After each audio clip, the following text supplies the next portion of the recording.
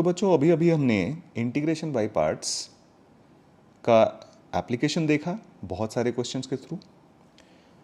इसी एप्लीकेशन के सीरीज़ में एक बहुत ही अच्छा एप्लीकेशन आता है जहाँ पे हमारे पास अगर मान लीजिए हमारा क्वेश्चन या इंटीग्रेंड कुछ इस फॉर्म में दिया हुआ रहे, जैसे integral e to the power x f x plus f dash x d x, जहाँ एफ एक्स कोई भी एक फंक्शन है। तो अगर हमारा इंटीग्रेंड कुछ इस तरीके से लिखा हुआ है या फिर हम कुछ मैनिपुलेशन करके उसको इस तरीके से अरेंज कर सकें, तो इसकी वैल्यू हम डायरेक्टली लिख सकते हैं e to the power x f x plus c. अब ये आया कैसे, थोड़ा सीखते हैं इसको। तो प्रूव करने के लिए बड़ा सिंपल सा है। अगर मान लीजिए हमारे पास दिया हुआ है e to the power x, तो इन दोनों टर्म को मैं अलग अलग कर देता हूँ। तो ये e to the power x into f x d x and plus integral e to the power x into f dash x d x. ठीक है। अब मैं क्या करता हूँ, इस वाले इंटीग्रल में मैं इंटीग्रेशन बाय पार्ट्स यूज़ करता हूँ। और इंटीग्रेशन बाय पार्ट्स किस तरीके से यूज़ करता हूँ, तो इसको मैं बनाता हूँ फर्स्ट फंक्शन, क्योंकि ये एफ एक्स हमें पता ही नहीं है, और इसको मैं बनाता हूँ सेकेंड फंक्शन। ठीक है। तो आइए देखते हैं। तो इसको इंटीग्रेट करेंगे यूजिंग इंटीग्रेशन बाय पार्ट्स। तो ये बन गया हमारा f x into integral of e to the power x d x minus f x का हो गया डेरिवेटिव, तो ये हो गया एफ डैश एक्स, और e to the power x d x का इंटीग्रल हमारा e to the power x ही रहता है। ठीक है। तो ये सेकेंड टर्म हमारे पास ये बन जाएगा, और प्लस हमारे पास दिया हुआ है e to the power x f dash x d x. अब अगर ध्यान से देखो आप, तो ये दोनों टर्म तो हो गए कैंसिल, और अगर ये दोनों टर्म कैंसिल हो गए तो यहाँ से हमारे पास जो फर्स्ट टर्म आया है ये क्या है, एफ एक्स, और integral of e to the power x तो e to the power x ही होता है। तो हम फाइनली इसको क्या लिख सकते हैं, e to the power x f x plus c. ठीक है। तो बड़ा सिंपल सा एप्लीकेशन है इसका। एक्चुअली ये पूरी तरीके से डिराइव्ड हमारा इंटीग्रेशन बाय पार्ट्स से ही है, लेकिन अगर हम थोड़ा मैनिपुलेशन करके अपने फंक्शन को इस फॉर्म में ला सकें, तो हमें क्या है कि पूरा इंटीग्रेशन बाय पार्ट्स करने की ज़रूरत नहीं पड़ेगी। हम डायरेक्टली अपना answer e to the power x f x लिख सकते हैं। ठीक है। जैसे एक एग्जाम्पल से मैं आपको समझाता हूँ। लेट अस से हमारे पास अगर एक इंटीग्रेशन दिया हुआ है e to the power x sine x plus cos x d x. अब देखिए, ये तो स्ट्रेट फॉरवर्ड आपके ऊपर वाले फॉर्म में ही दिया हुआ है, क्योंकि अगर आप साइन एक्स को एफ एक्स मानते हो तो कॉस एक्स आपका क्या हो जाएगा, एफ डैश एक्स हो जाएगा, है ना। तो इस केस में हमारे पास जो फाइनल सल्यूशन होगा या फाइनल आंसर होगा वो डायरेक्टली हम लोग लिख सकते हैं e to the power x into f x, और यहाँ एफ एक्स के बदले में वैल्यू क्या दी हुई है, साइन एक्स, तो e to the power x sine x plus c. देखिए ये बेनिफिट है इसका कि आपको integration by parts directly use करना नहीं पड़ेगा। आप थोड़ा बहुत मैनिपुलेशन करके और आसानी से अपना आंसर लिख सकते हो। एक और एग्जाम्पल से देखते हैं। एग्जाम्पल है, मान लीजिए हमारे पास e to the power x into two x plus one upon two root x.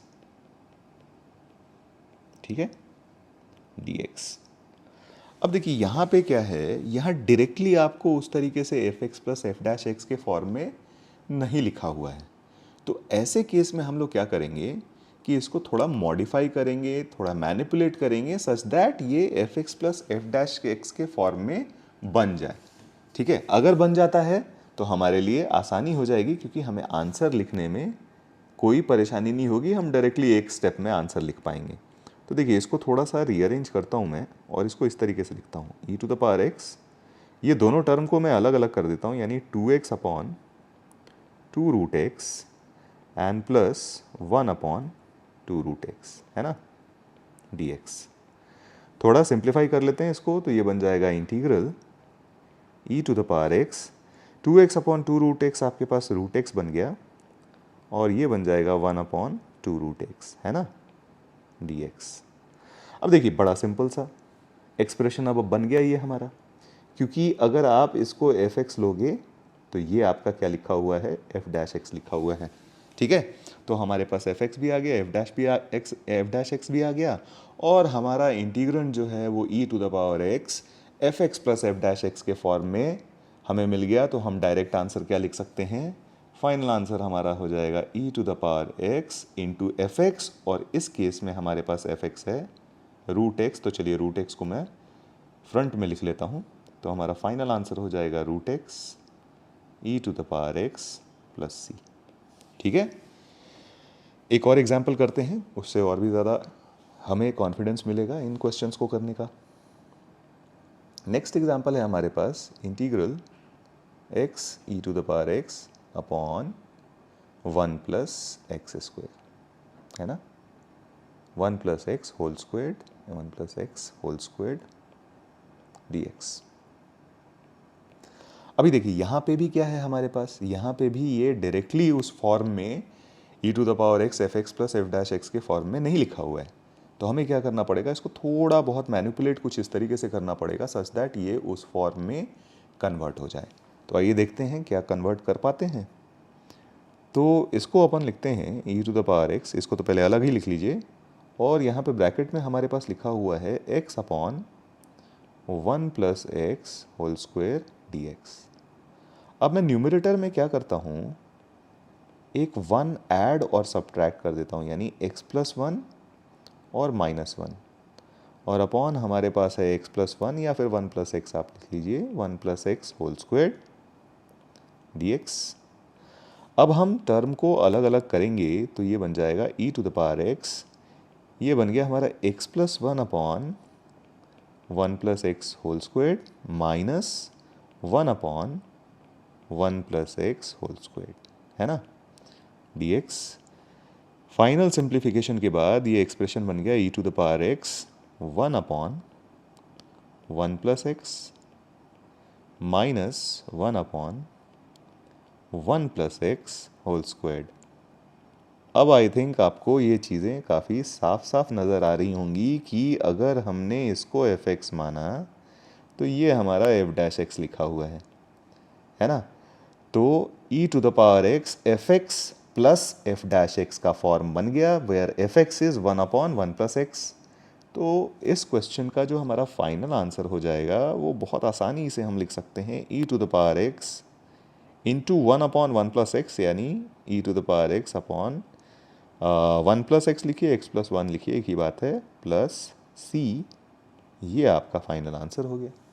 ठीक है, तो कई बार ऐसा ही होगा कि आपको हो सकता है कि डायरेक्टली उस फॉर्म में नहीं दिखे, लेकिन हाँ आप थोड़ा बहुत मैनिपुलेट अगर करेंगे तो फिर आपके पास एक्सप्रेशन हो सकता है e to the power x f x plus f dash x के फॉर्म में मिल जाए। जैसे एक और एग्जांपल से मैं आपको समझाने की कोशिश करता हूँ। फॉर एग्जांपल मान लीजिए हमारे पास दिया हुआ है e to the power x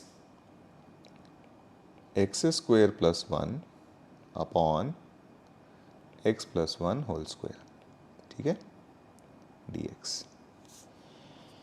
अब अगर हम यहाँ से इसको सिंप्लीफाई करें तो देखिए डायरेक्टली तो हमारे उस फॉर्म में ये दिख नहीं रहा है हमें, ठीक है, तो इसको हम थोड़ा सा मैनिपुलेट करने की कोशिश करते हैं। तो ये e to the power x, देखिए न्यूमरेटर में हमें दिख रहा है एक्स स्क्वेयर, ठीक है, प्लस 1 दिख रहा है, और डिनोमिनेटर में x प्लस 1 होल स्क्वेयर है। तो अगर मैं यहाँ पे प्लस 2x करूँ और माइनस 2x करूँ तो हमारा काम कुछ आसान होता हुआ दिख रहा है, ठीक है। तो ये होगा क्या, ये बन गया integral of e to the power x, ये तो हमारे पास simply x plus 1 whole square ही बन गया, माइनस ट्वाइस एक्स, और अपॉन ये हो गया हमारे पास x प्लस 1 होल स्क्वायर, है ना, ठीक है। अब देखिए यहाँ पे ये हमारे पास बन गया integral e to the power x 1 minus 2x upon 1 plus x whole squared dx, ठीक है। अभी भी ये हमारा स्टैंडर्ड फॉर्म में तो नहीं दिख रहा है, लेकिन हाँ इतना मैं देख रहा हूँ कि ये वाला part integral e to the power x into 1 dx ये तो बड़े आसानी से इंटीग्रेट हो जाएगा, -2 मैंने कॉमन लिया और अब देखिए हमारे पास एक्सप्रेशन जो लिखा हुआ है x e to the power x upon 1 plus x whole square d x, और ये तो वही एक्सप्रेशन है जो अभी अभी हमने थोड़ी देर पहले इंटीग्रेट किया है ना। तो अब तो हमारे पास बड़ा सिंपल सा सोल्यूशन हो जाएगा, e to the power x minus twice x e to the power x upon 1 plus x square को अभी अभी हमने इंटीग्रेट किया और इसकी वैल्यू हमने क्या निकाली है, e to the power x upon x plus 1, है ना। और प्लस सी, सिंप्लीफाई अगर हम करना चाहें इसको तो e to the power x common बाहर निकाल लेते हैं और ये बन जाएगा आपका x plus 1 minus 2 upon x plus 1 plus c, या फिर आप इसको लिख सकते हो e to the power x into x minus 1 upon x plus 1 plus c. तो ये आपका फाइनल आंसर हो जाएगा इस तरीके से, ठीक है।